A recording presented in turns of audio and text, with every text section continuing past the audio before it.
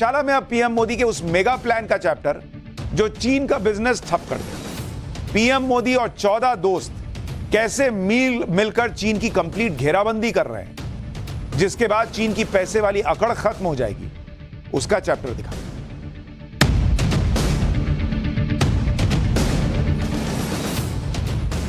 अक्सर आप सुनते होंगे कि चीन दुनिया की फैक्ट्री है, दुनिया भर की मैन्युफैक्चरिंग चीन में होती है। मतलब सारा सामान ऐसा लगता है जैसे चीन में बन रहा है। आईफोन यूज कर रहे हैं तो पीछे लिख रहा है मेड इन चाइना, कोई सामान यूज कर रहे हैं made in China. Global supply chain पूरी तरह से चीन पर निर्भर, इसलिए चीन जब चाहे अपने हिसाब से ग्लोबल सप्लाई चेन को प्रभावित कर दे, और अगर ग्लोबल सप्लाई चेन प्रभावित हुई तो पूरी दुनिया के लिए बहुत परेशानी हो जाएगी। चीन की इसी मोनोपोली को, एक अधिकार को तोड़ने में पीएम मोदी पिछले कई सालों से जुटे हुए। पिछले दिनों पीएम मोदी ने जब जापान का दौरा किया तो सबको लगा कि वो सिर्फ G7 देशों की बैठक में शामिल होने पहुंचे, लेकिन इस दौरे में पीएम मोदी ने चीन की अकड़ और उसके व्यापार को ठप करने का ऐसा रोडमैप तैयार किया जिसकी वजह से 14 देश चीन को घेरने के लिए मेगा डील करने के लिए तैयार हो। 14 देश। और इसके लिए पिछले दिनों अमेरिका के मिशिगन में IPEF, यह ध्यान रखिए शब्द जिसका जिक्र कर रहा हूं, IPEF, जिसका मतलब होता है इंडो पैसिफिक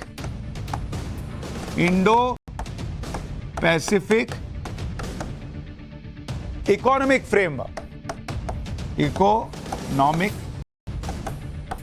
फ्रेमवर्क। ये जो है IPEF, इसके सदस्य देशों की बैठक। इस अलायंस के बारे में आगे विस्तार से बताऊंगा, लेकिन पहले बताता हूं कि IPEF की बैठक में चीन पर दुनिया की निर्भरता को कम करने के लिए कौन सी मेगा डील पर सहमति बनी।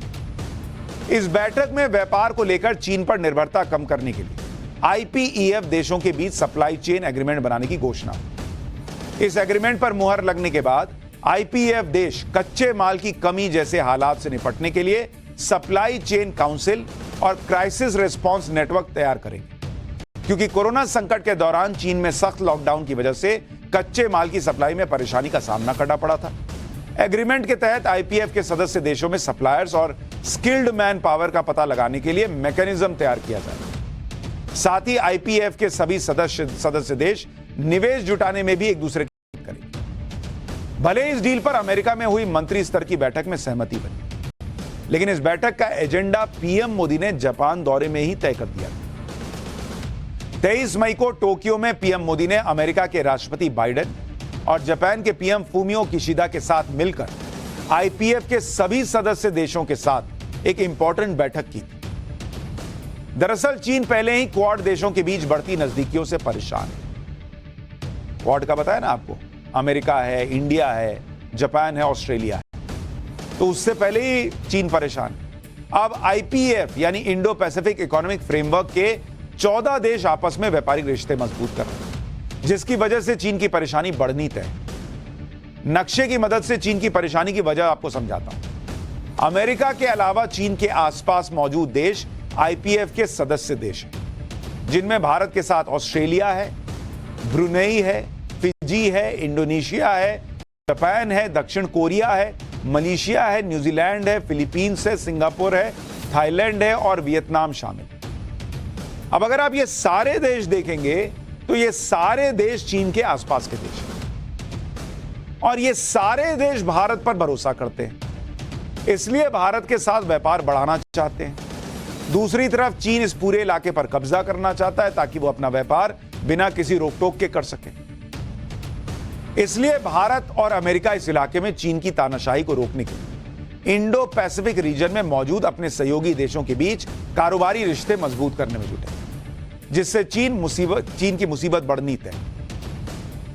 जिस इंडो पैसिफिक इकोनॉमिक फ्रेमवर्क के देशों ने मिलकर ग्लोबल ट्रेड में चीन को कमजोर करने के लिए डील की, उसकी अहमियत भी समझिए।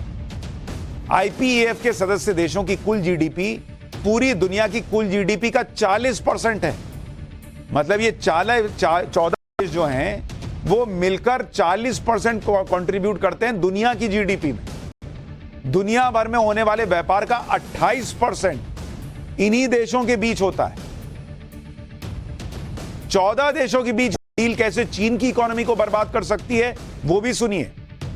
दरअसल चीन का ग्लोबल एक्सपोर्ट उसकी कुल जीडीपी का 20%, मतलब जितना देश में पैसा है उसका 20% वो दुनिया को जो सामान भेज रहा है उससे आ रहा है। मतलब 100 रुपया कमा रहा है तो 20 रुपया बाहर जो सामान भेज रहा है उससे आता है।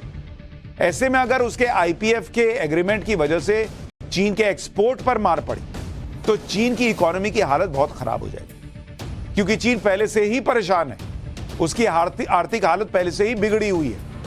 विदेशी कंपनियां चीन में निवेश करने से कतरा रही हैं।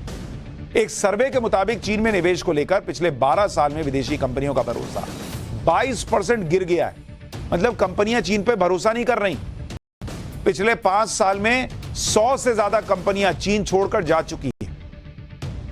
चीन में 16 से 24 साल की उम्र के युवाओं की बेरोजगारी दर 20% के करीब पहुंच चुकी है। चीन का जो डेट रेशियो है, मतलब जो कर्ज ले रखा है, कुल जीडीपी का 3 गुना हो चुका है। मतलब 100 रुपया कमा रहा है तो 300 रुपया का कर्ज है उस पर। युवाओं को रोजगार नहीं दे पा रहा, कंपनियां छोड़ छोड़कर जा रही हैं। ऐसे में नरेंद्र मोदी ने यह प्लान बना लिया कि ये 14 लोग मिलकर इसको और डेंट कर दो 14 देश में। अब बताइए चीन की हालत क्या होगी। चीन को घेरने के लिए 14 देशों को मिलकर डील करने की जरूरत क्यों पड़ी। आप देखिए जो ग्लोबल एक्सपोर्ट है दुनिया का,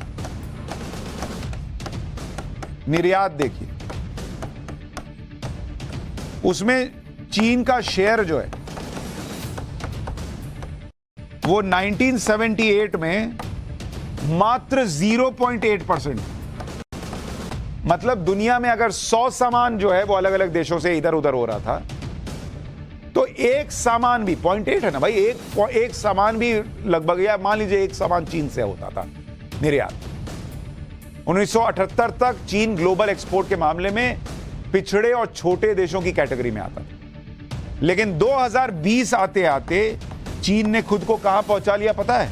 करीब 14.7%। यानी अगर 100 सामान एक्सपोर्ट होता है दुनिया में तो उसमें से 15 सामान चीन का बना हुआ होता, और वो एक्सपोर्ट में नंबर 1 हो गया था। अब जाकर प्रधानमंत्री मोदी ने अपने दोस्तों के साथ मिलकर वो प्लान बनाया है जिससे ग्लोबल एक्सपोर्ट में चीन की तेजी से बढ़ती हिस्सेदारी पर नकेल लग पाई। 2020 में गलवान घाटी में हुई हिंसक झड़प के बाद से ही दुनिया में पीएम मोदी ने अकेले दम चीन पर नकेल कसना शुरू किया।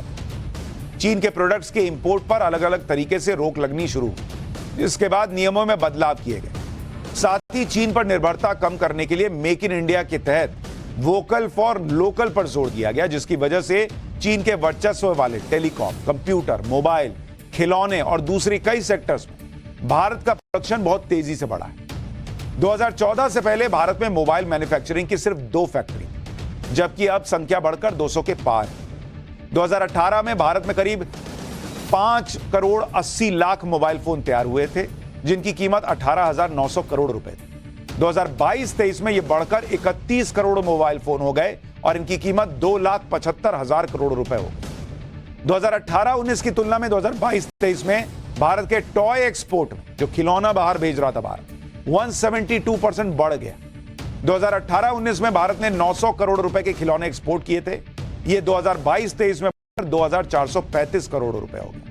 इसके अलावा आंकड़े बताते हैं कि 2028 तक चीन और अमेरिका को पीछे छोड़कर भारत दुनिया का सबसे बड़ा कार बाजार बन जाएगा। 2022 में चीन ने करीब 2 करोड़ 68 लाख कार बेची थी, जबकि भारत ने इस दौरान करीब 2 करोड़ 7 लाख कार बेची। और जो बार बार हम कहते हैं कि चीन से आयात जो है वो अभी हाल में बढ़ गया, वो इसलिए बढ़ गया क्योंकि पहले हम चीन से सामान आयात करते थे। अब अपने यहां मैन्युफैक्चरिंग बढ़ी है तो मैन्युफैक्चरिंग प्रोडक्ट्स जो है वो इधर उधर से मंगाने पड़ रहे हैं, और उसमें से चीन से सस्ता आता है तो वहां से मंगाकर फिर चीन को ही डैमेज करते हैं। ये आया है बदलाव।